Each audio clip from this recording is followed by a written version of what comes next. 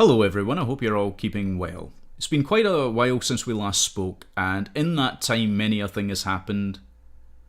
Most of those things are not good, to say the least. Alright, that's putting it mildly, really. The behemoth of online censorship is growing. And I guess that's what we're going to mostly talk about here. People are now being totally unpersoned from the internet on social media sites. Now, I've talked about this a lot, right? But it's not only the social media sites now. We've got other corporations, which I'll talk about in a minute, like Amazon and so forth, who are also taking the same sort of steps. Why is this dangerous, you might wonder? Right? Now, the clever people already know the answer to this. And the answer is that it is a threat directly, overtly, to your civil liberties, no matter where you might fall in the political spectrum or the religious spectrum or any other spectrum. Okay? That is the primary reason. I've read all kinds of idiotic comments made by folks out there in internet land. Alright? And some people say, well, these are corporations, they can do what they want. Again, I've covered this before and I've given my answer to that. My answer is they are not merely corporations in the typical sense that you and I might understand it. Okay, this is not a mom and pop store that we're talking about. These are tech giants that have become monopolies. And they have become monopolies because they are in bed with the government. Okay, they are totally in league with government. Not just government, but certain other types of organizations, think tanks, NGOs, and so forth. Alright? And there's a myriad of proof with regard to all of this. And let's not forget big banking. They couldn't exist without big banking. Alright, because they're in hock up to their eyeballs. There's no chance that any of these corporations would be allowed to continue existing if the banks were not giving them whack loads of cash. Alright, at very low interest rates, I might add. So, these monopolies are not just corporations doing what a corporation might want to do. In fact, if you look at the recent Google controversy, it emerged very recently that Google had created this video, this presentation for their internal corporation. It was only for internal circulation, but it was an attempt to speak to their employees regarding how best to deal with the results of the election of 2016. This is the US election I'm talking about, where you saw Donald Trump become the president. Alright? And it emerged in this video that many of the top Google employees, including the CEO and so forth, were very much in favor of the Clinton campaign.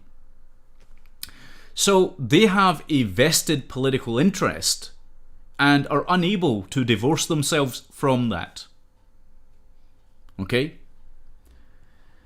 Not only is this the case, there's also the added problem of the way in which they have purposefully been targeting select groups of people for censorship, for this deplatforming and unpersoning. The majority of people that got caught up in this net at first, this has changed now, by the way, and I'll get into that as well. But the majority of people that got caught in that net were primarily conservative voices. This happened, all right? Then, of course, it expanded to include voices on the left, which they do not agree with because it doesn't support their corporate model. But we'll get there. Okay, so this is all going on. So this is not happening in a vacuum, and people too often forget that this is the case, that other events are happening simultaneously. See, it's not just a case of one person being deplatformed and okay, so that's an instance of it, but here maybe you can find some way of, maybe you can find some form of excuse for that. Okay, you can perform some kind of mental gymnastics. But when this is happening in a larger context, then you've got a problem because it's not an isolated incident. Alright? It's not an isolated incident. So you get these people saying, well, they're corporations, they can do what they like, but this is not true. In the sense that these are not normal corporations. Okay?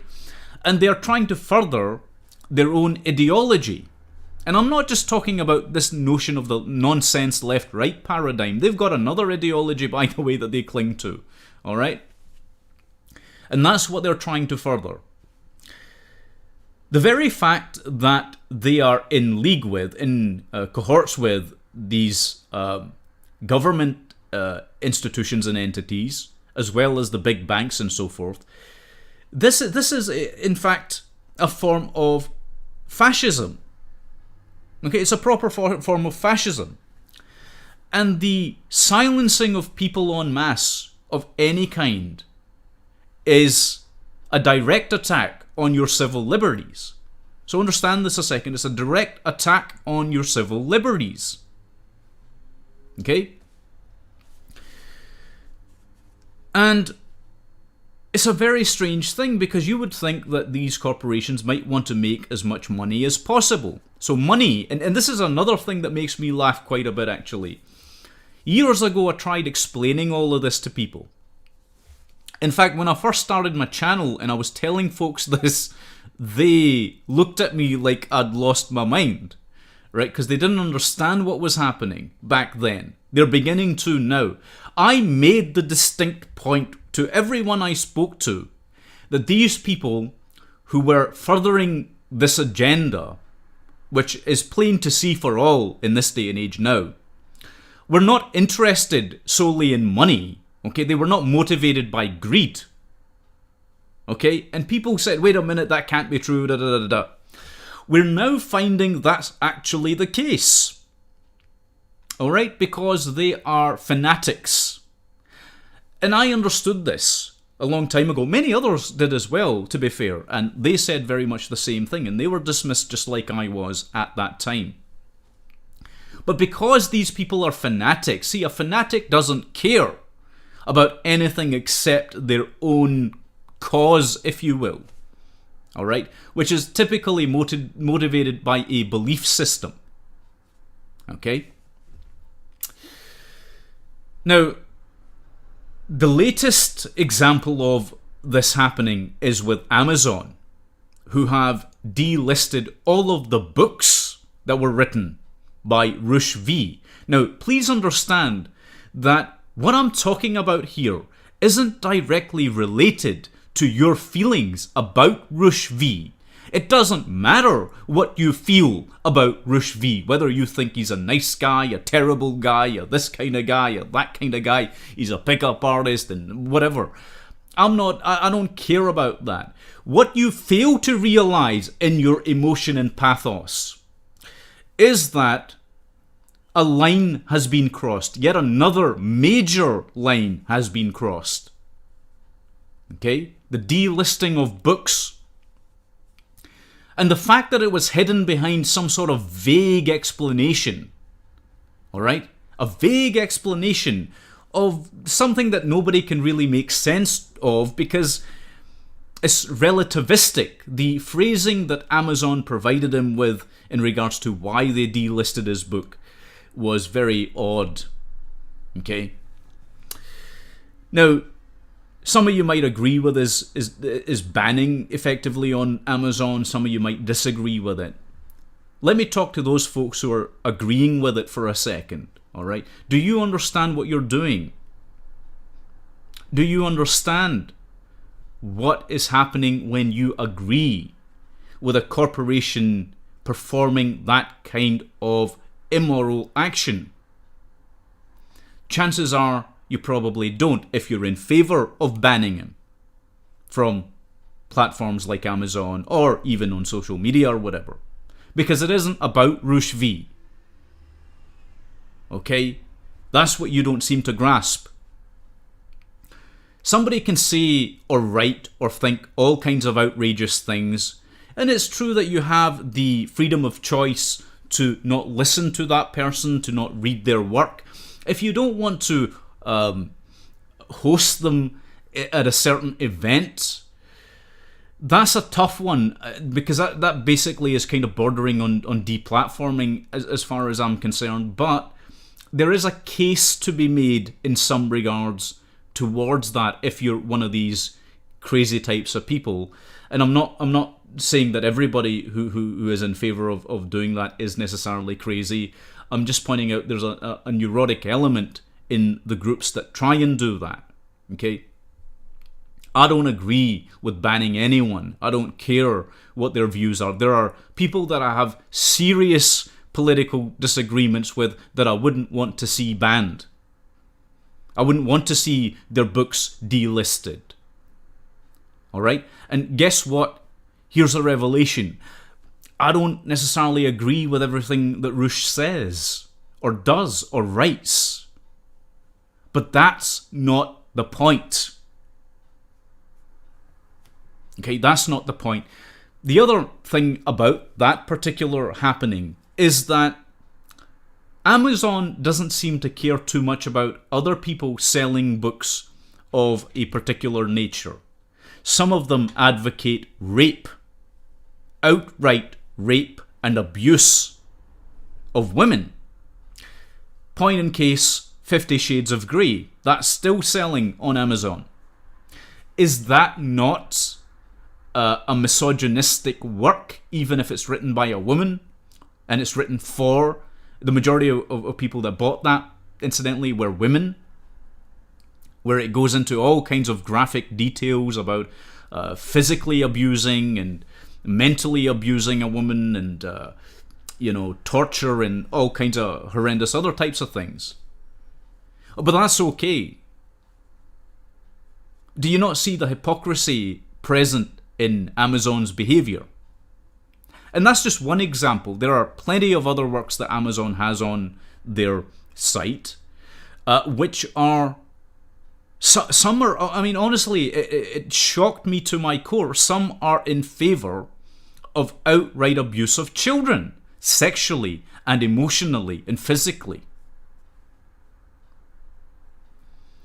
And so you have to think, what the hell is going on here? Okay? What the hell is going on here? And the simple answer that those people that are wise enough that understand this is that there is a direct attack happening to the civil liberties of individuals the world over by an increasingly totalitarian system which wants to unify as a singular authoritarian control system. That is what is going on. Okay, but people are too blind to see that. You know? And you get these other types of morons that have other objections to folks that speak in favor of free speech. Okay, you get these other types of objections. I'm sure you've run across if you've run across somebody spouting nonsense to support the positions of a corporation, which you would think they would not be in favor of. Keep in mind, Amazon, incidentally, I don't want to go too off track here. There's a lot of things I want to cover. This is just one thing, okay? Keep in mind, Amazon is a corporation which doesn't pay its fair share of taxes. I'm not in favor of taxation, incidentally, okay? But I'm making a point here. So if you truly believed, if you truly believed in the ethos or the principles of socialism or any form of leftism, okay, if you truly believed in it, in the notion of fairness and justice, you wouldn't be supporting Amazon in that kind of fight. You would be supporting the guy who's being censored by Amazon, even if you don't like him. Let's say even if you hate him. Okay? That's a person of principle. But these indoctrinated individuals who are championing and applauding this kind of behavior, they are not people of principle, and the proof is in the pudding. They are supporting fascist corporatocracies. Okay? That is what is going on here. And it's very disheartening to see that, because, you know, like, I don't mind what views somebody holds. You could have the most socialist, leftist, indoctrinated person in the world, and I wouldn't want them to be banned. Ever. Okay? It's possible I won't agree with them, which is mostly the case. It's also possible I might not want to have that person in my social group. Okay? But that doesn't mean that I want to see that person outright banned. Same thing on the extreme right. There are people I don't agree with that say all kinds of things on the far right, okay? Or what's termed the far right. Which 9 times out of 10, if you drill into it, as I've explained a million times, and still a lot of folks don't get it, is what's being classed as the far right you'll mostly find is weirdly actually on it's on the left, but it's kind of right of Stalin sort of business, right? It's a very weird thing, but the political compass is totally a mess right now in this day and age. People who call themselves leftists, when they are supporting corporations like Amazon, I think it's fair to say then those kind of people aren't true leftists at all. They are in fact, they are in favor of corporations. They're in favor of fascism. You know, they're not the authentic left. And what I'm talking about here is the authentic left grassroots movements that came up from workers' unions, the working classes. Okay? They're not from that at all. They are overly privileged champagne socialists who got indoctrinated either by their parents or the schooling system or the universities. You know, in the academies and so forth. So, and most of the time they're rich, spoiled brats. Okay, and I'm not having a go at those people. I'm just explaining that that's the kind of people that you tend to find supporting these kinds of behaviors by corporations, which you should not be supporting. Nobody should. I don't care where you fall in the political spectrum, unless you are some kind of nutty lunatic, okay, who believes that corporations can do no wrong. And there are people like that, and they pretend to be for the free market, and really they're not. And there are loads of people like that, okay? Those kind of people obviously are doing the same thing, just from a different perspective. Most of them, by the way, tend to be baby boomers. I don't know if you've noticed that, okay? So the boomer generation and the millennials, you'll find they have, weirdly enough, a whole lot in common when it comes to supporting authoritarianism, when it comes to supporting totalitarianism. Because that's really what it comes down to, you know. And the other big thing that happened recently that I want to talk about is with the EU. Now, it's possible my American audience and folks from other places won't necessarily be that interested in this, but the EU recently okayed the passing of Article, I think it was 11 and 13. Feel free to correct me on that, because I've only had a brief glance at this. But those articles enforce further restrictions. In fact, they make governments restrict online content. And what is online content? We're not just talking about people like me that are content creators on YouTube, or people on Twitter who are, very well known or whatever. We're talking about, see, anything you put on the internet is content. If you put a post up about what you had for lunch or dinner, that's content. And if that content is then subject to these articles which have been passed through the EU, then that means that it can be checked and censored. Now, one of the major problems regarding this is that people have given up most of their rights to privacy in their own minds. Okay, they've just decided unilaterally that they have the right, which they don't, to give up their right to privacy. Okay, and that's not a right, that's a wrong.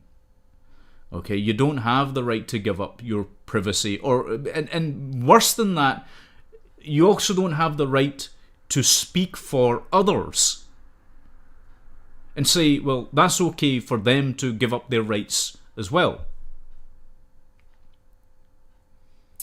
It's totally nuts, you know. And again, the people that have that kind of mindset really don't understand what they're doing.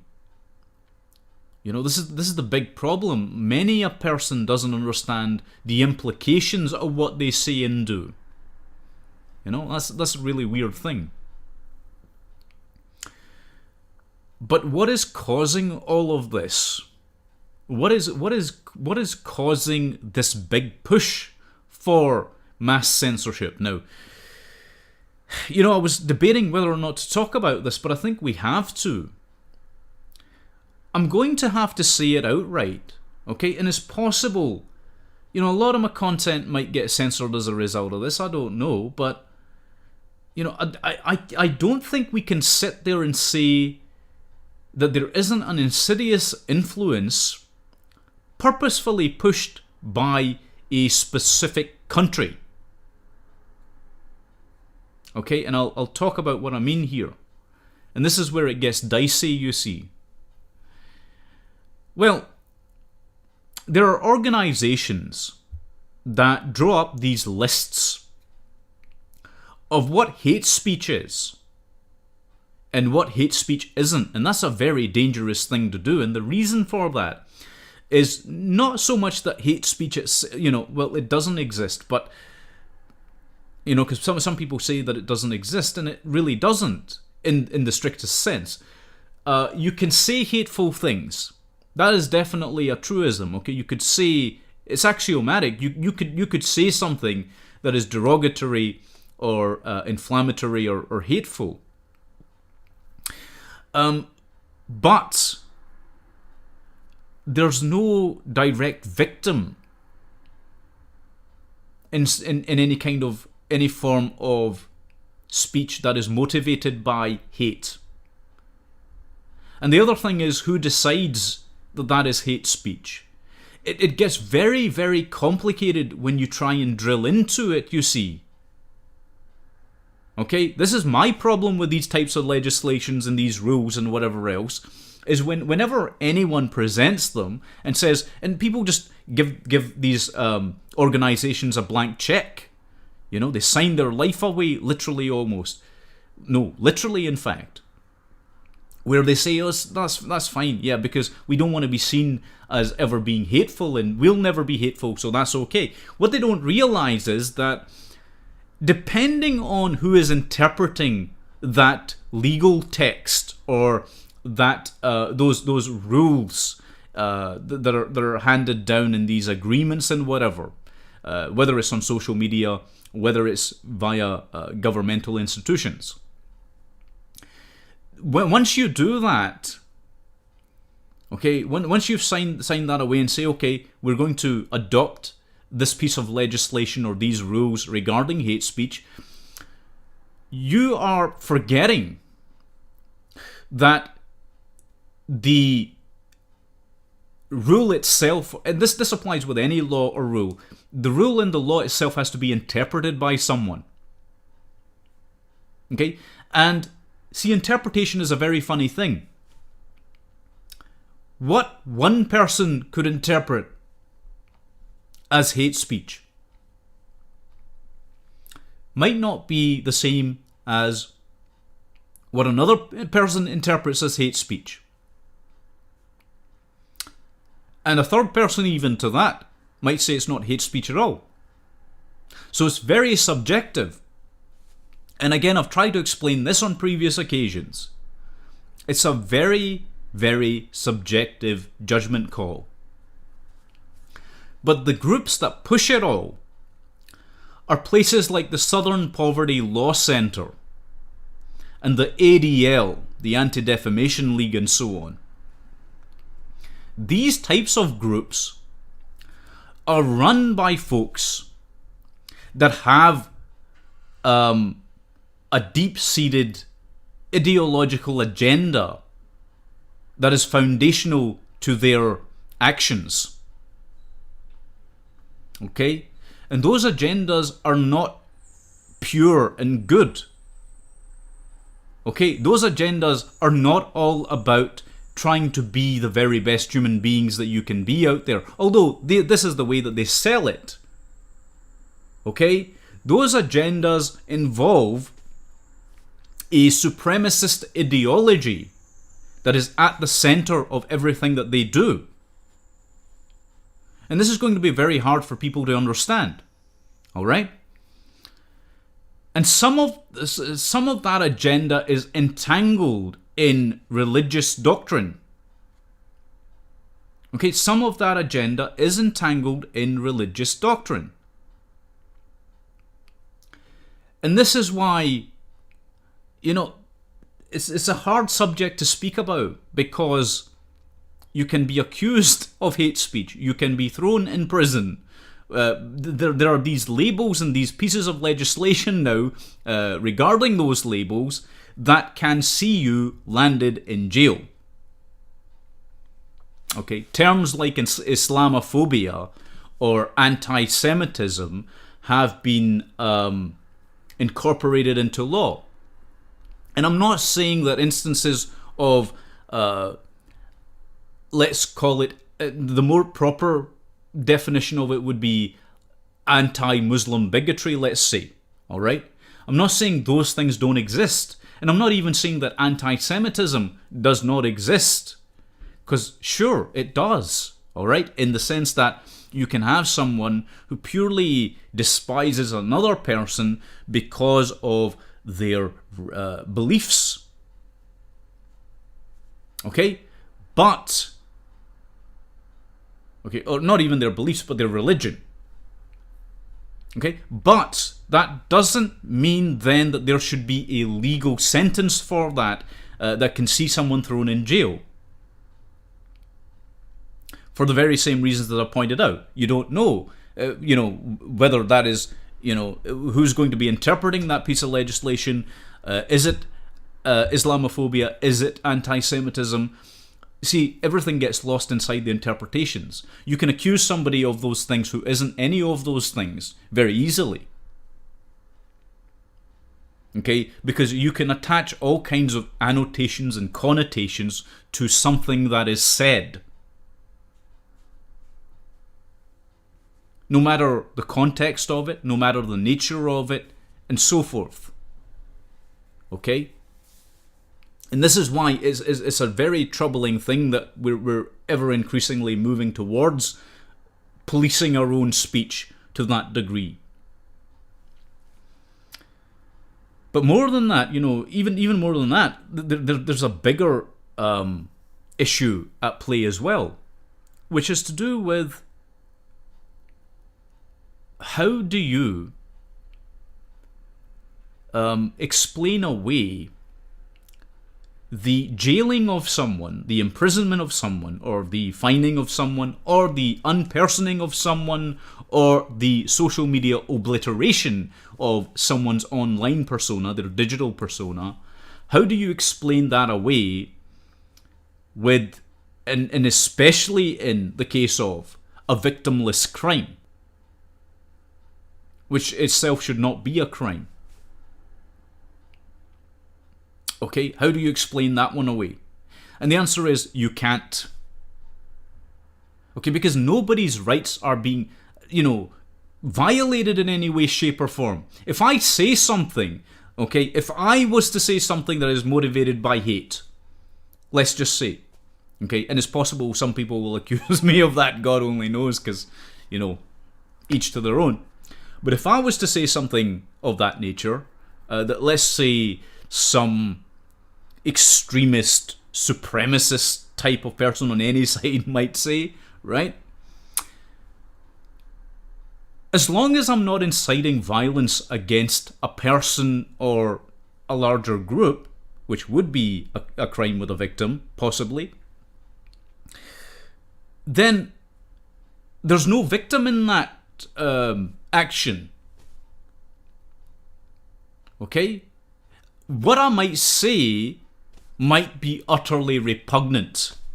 It could be so abhorrent that, people would be utterly outraged by it, and it's up to them whether they want to be or not if I was to do such a thing, alright? But my point is this. There is no victim there, therefore there is no immoral action happening. It is your right to be offended. It is your right to be outraged. It is not your right to then suggest that somebody should be imprisoned or unpersoned as a result of saying something which is, which society or you yourself might consider to be abhorrent. Okay, that's the thing.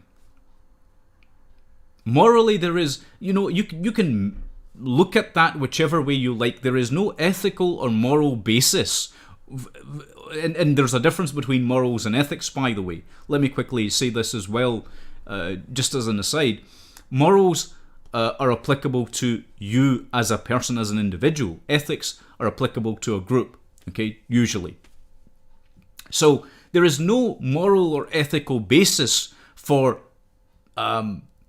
supporting the destruction of a particular beloved ideal and a universal right, I would say, such as free speech. Okay, there is no way to justify that type of action. But these groups, getting back to them, because I don't want to, again, get diverted too much, these groups, like the SPLC, like the ADL, they do want to do that. What does that tell you about them? They want to purposefully infringe on your rights. Okay? They want to infringe on everyone's rights. Understand, it's not just your rights, it's everyone's rights, because it is a blanket, 9 times out of 10, it is a blanket policy or a blanket piece of legislation that they are proposing.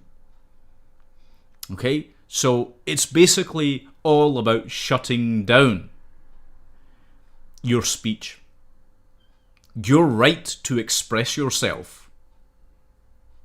Right or wrong, in terms of what you might feel, okay? That is what they're setting out to do. That is undebatable. Okay? They're not out to protect your, the rights of, like in the case of the ADL, they're not out to protect the rights of Jews. I am telling you this point blank.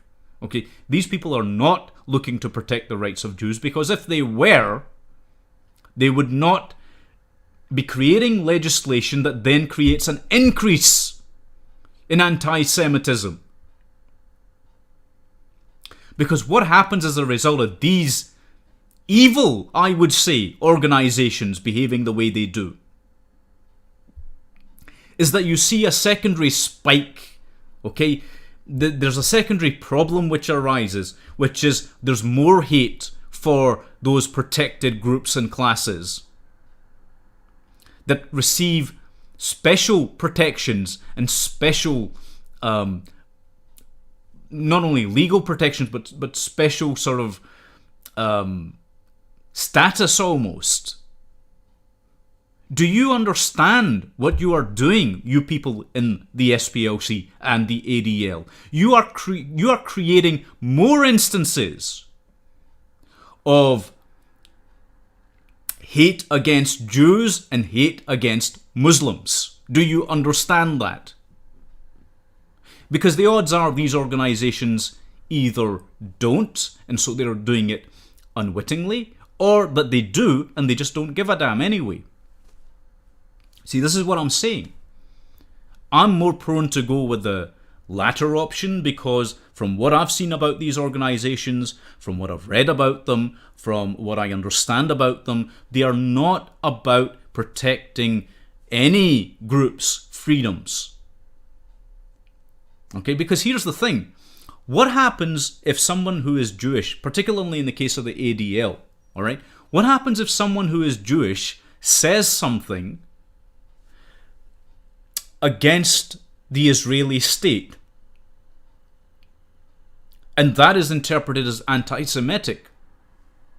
You are then saying the idiotic thing that that person who is a Semite is being anti-Semitic. But the ADL will do that. In fact, they have done that. They even came up... actually, let me correct that. I don't know if it was the ADL specifically that came up with this term. But someone came up with this term, self-hating Jew. Have you heard about this? It's the most insane thing I have ever come across. Okay, so these organizations are not about protecting individuals' rights at all. This is my point.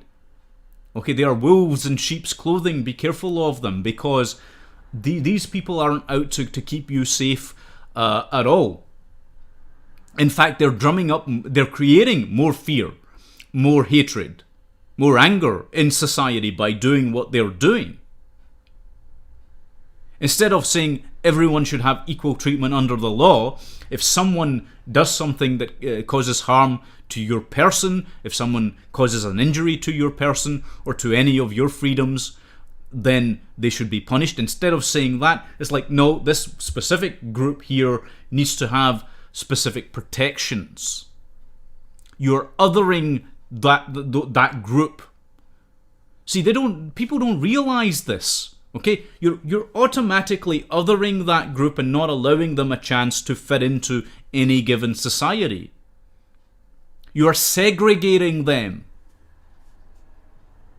That's what organizations like the ADL and the SPLC do. They segregate them from the rest of society. They are dangerous, and frankly, they are evil. So they obviously, as I say, have this ideology that motivates them. It's a supremacist ideology, partly motivated by a fundamentalist, fanatical belief system, okay, which promotes supremacy of their specific small clique. Okay? It's not like, these organizations, which are, unfortunately, see, if you really looked into it, and again, people will say all kinds of nonsense things, but if you really were to look into it, in any way, shape, or form, there's no getting away from this. Both of those groups, as well as others, receive a whole lot of funding and support from folks that would identify themselves politically as Zionists. Zionism is a political belief. Okay, now, here's where it gets tough, because what they've now cleverly managed to do is hoodwink the entirety of the population in Western countries of any kind, and even in Eastern countries, actually, they're kind of pushing this nonsense. What is happening is that they have successfully fooled people into thinking that that using the term Zionism is somehow directly connected with being anti-Semitic. Now, this is why I'm saying these kinds of legalese definitions and bits of legislation don't make any sense, right? Because they can be interpreted in 1,000,001 ways. All right? Now, what is Zionism? Zionism is a belief. Some would say, and there's different interpretations. See, it just gets more nuts when you look at it. There's different interpretations of what Zionism is, according to different people. Some Zionists believe it's only, there's a group of people that would call themselves Zionists who merely believe that the state of Israel should exist. Okay? There are, and they call themselves Zionists because of that. There are other types of people who call themselves Zionists because they believe in the ideal, and this I would suggest is the more nefarious and insidious group, who believe in the expansion of the Israeli state. Okay? That is where we get into serious problems with that type of ideology. Now, they're doing that already. They're trying to expand the Israeli state beyond the 1967 borders, beyond all the other agreements where it was agreed that Israel would remain contained within those borders. They're trying to expand beyond it. And those folks who are expansionist, who are also, because it's tied into that expansionism, war hawks, love the idea of, as I say, going to war with other countries and taking that territory over in the Middle East. And those are the folks that fund things like AIPAC. They fund, there's a whole lot of stuff, man. There's a whole lot of stuff there about that. Okay, these types of people. Okay, these types of Zionists. There's two sets of Zionists. Understand? Well, there's more than that, but there's two sets of Zionists. There's also there's people who don't believe in Zionism who are Jewish and Israeli as well. Okay, so my point is this. You cannot make the statement that, using the term Zionist in a derogatory sense automatically makes you an anti-Semite. Because it's very possible, and I've looked at this, believe me, it's very possible to not be a Zionist and be Jewish, to be the first kind of Zionist I mentioned who just believes that the state of Israel should exist, but that it shouldn't expand. It's very possible to be that type of Zionist. It's possible to be a Jewish person who doesn't believe in the state of Israel. Strange as that might sound, but there's actually weirdly religious reasons behind that too. Okay, and they're quite noble in some respects, I think, the first type of people and persons. But folks that have that kind of expansionist Zionist mindset, who were poking and prodding the United States to go to war with Iraq to help their expansionist plans with PNAC, the Project for a New American Century, folks who applaud the killing and the murder, the outright murder of civilians, men, women, and especially children in Gaza, those types of people, is it anti-Semitic to criticize them? There's my question. Okay, is it anti-Semitic to criticize people like that, who don't give a damn about human life? Now, they are no different, and I will be equally vocal and critical of the Islamo-fascists, folks who are a part of Hezbollah, or folks who are a part of terrorist groups like ISIS, who want to mass murder Israeli civilians, who maybe don't even fall into the category of expansionist Zionists at all.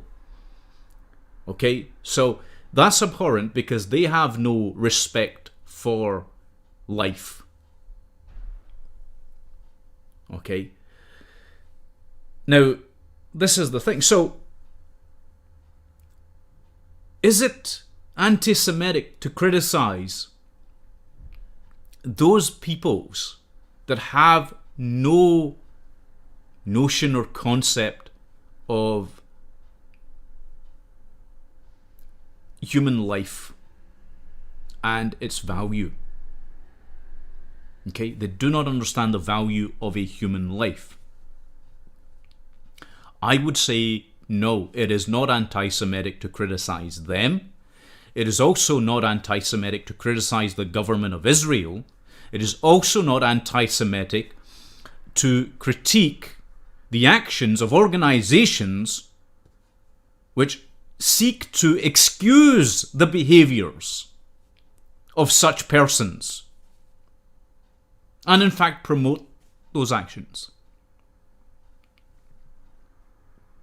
You have to excuse me, I'm getting a little emotional here about that, because you see, for me, the sanctity of life is a sacred principle. I am dedicated fully to, and people might not understand this entirely, but I am dedicated totally to the preservation of human life. And it is unacceptable to me for a single human life to be extinguished as a result of the evil mindset of somebody else. And I don't care what they are or who they are or what belief system they have. Okay? I cannot stomach that. Alright? I cannot stomach it. And I will not excuse it either. So as I say, these organizations are driving that agenda forward, and they have a vested interest. See, because they come up with these definitions and then these social media platforms, getting back onto the primary point I was making, the social media platforms then use those definitions created by those groups because they're in league with them. Sometimes the people that run these corporate organizations also happen to agree that with the psychopathic mindset of certain types of governments, certain types of militaries, certain types of ideas about expansion in war. Okay, you find that frequently. But the point is that this corporatocracy, this plutocratic society at the top of the food chain, with these corporations, they adopt wholesale the definitions put forth by organizations of the natures that we've spoken about. And it's not just them, there's a whole lot of others. And there's other types of think tanks connected to them, as I said. There's all kinds of things going on there, you know. But all of that contributes.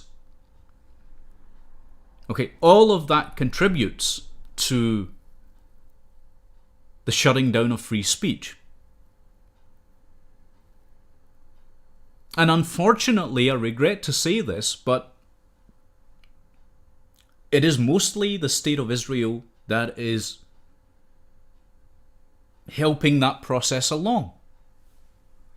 Because they want to be able, one of the reasons is because they want to be able to operate with impunity in terms of the government there. That doesn't mean the Israeli people are like this, not by any stretch of the imagination, but the government certainly is looking to have its own actions excused, which are violations of natural rights of the peoples, many of the peoples there, including their own Israeli citizens. Okay, and I don't just mean the Arab Israeli citizens, I'm talking about the Jewish Israeli citizens who are having their rights violated continuously as well. That's something else that people won't talk about, you know. But a lot of the blame for what is going on in terms of the internet censorship can be laid at their feet in terms of what's happening in the West.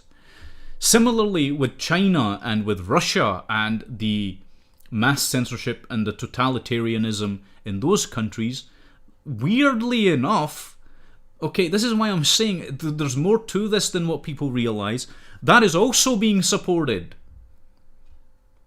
by the Israeli state. Okay, we see in the West, we have to get our heads out of the sand. Okay, it's a very apt expression, I suppose, when we're talking a little bit about the Middle East here. We have to get our heads out of the sand and stop thinking and stop pretending that countries like Saudi Arabia or that countries like Israel are allies.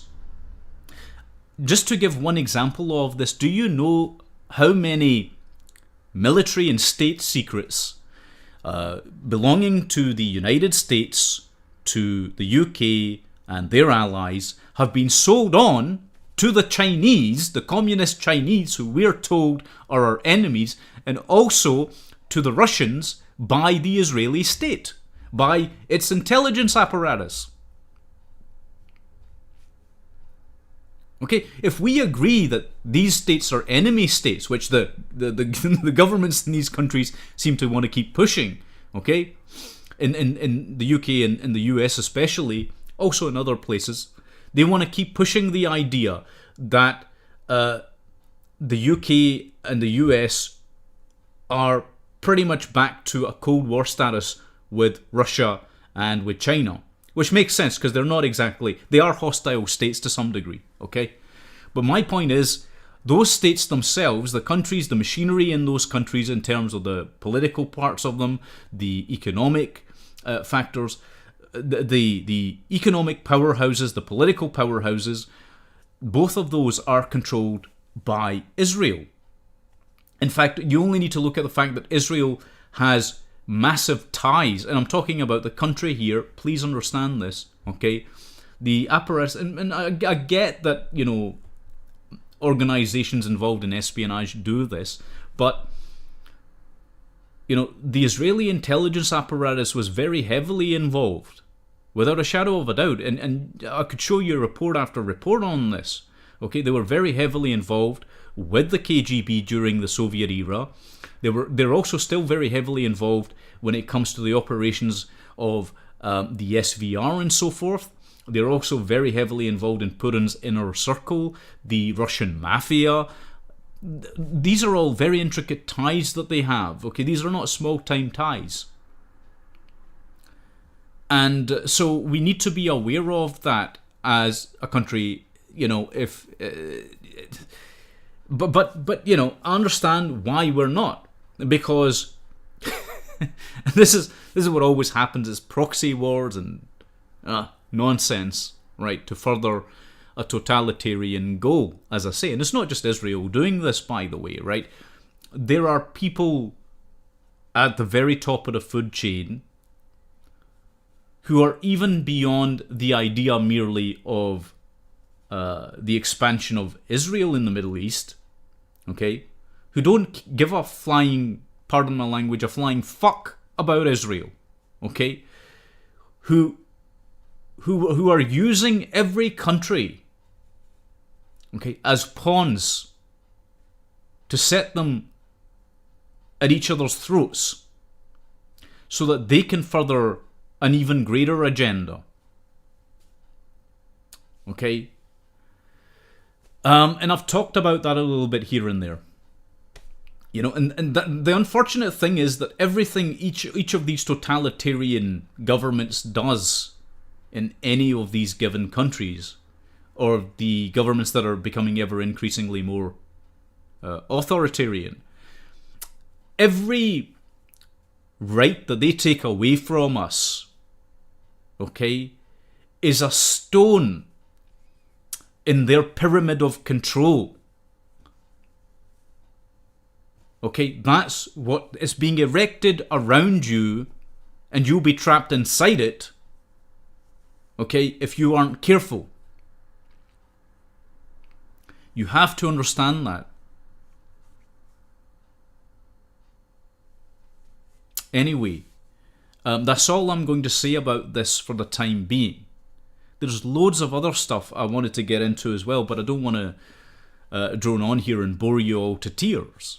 You know, but the fact of the matter is that there are things going on here that are not as they appear to be. And people are being conned into supporting certain stances that are ultimately going to be self-destructive for them.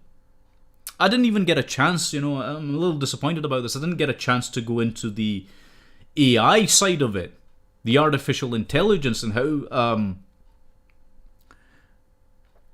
see, Europe itself, Britain, and the US are being de-industrialized on purpose. And there's a very nefarious reason for that. Okay, there's a very, very nefarious reason for that. And that is to bring in a system of AI, which will be controlled by some very, very dangerous people. And that's the true threat on the horizon. See, there's folks out there trying to polarize everybody left, right, and center, and, try and get everybody fighting with each other. And that's working. That works because we're easily drawn into petty conflicts that don't matter really on the world stage. They matter in some ways, but they also don't. We're having our eye taken off the ball. And the direction it's going to go in, this is my biggest fear. I'll say this in closing. The direction we are, in fact, already going in is going to result in a new slave class, which, how do I put this, which will be ultimately controlled by something non-human. Okay, and it's not going to be a very pleasant experience for those folks that are conscious in their being. Okay, and actually, as an absolute final point, I'll say this as well, and hopefully you won't get too confused about this, but again, how can I say this? Not everybody in this world of ours is fully conscious. Many people are not. Probably most people, in fact, are not quite as conscious as you might think. To use a term that's used in gaming, non-player characters, NPCs. There's loads of stuff I would love to get into, but I think I'll leave it there for this video and maybe pick it up at a later point, when I've got the time for it. But for just now, I just want to thank you very much for watching. It is always good to be able to speak with you all out there and to share my thoughts, and to also have yourselves give your thoughts as well. But I want to thank you very much. Take good care of yourselves, and God bless every one of you.